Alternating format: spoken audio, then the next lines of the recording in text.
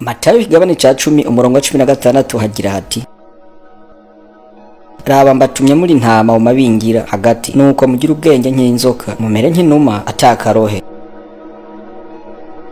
Muri uyu murongo Yesu yabariye abigishwa biwe hamwe natwe kuba abanyabwenge nk'inzoka.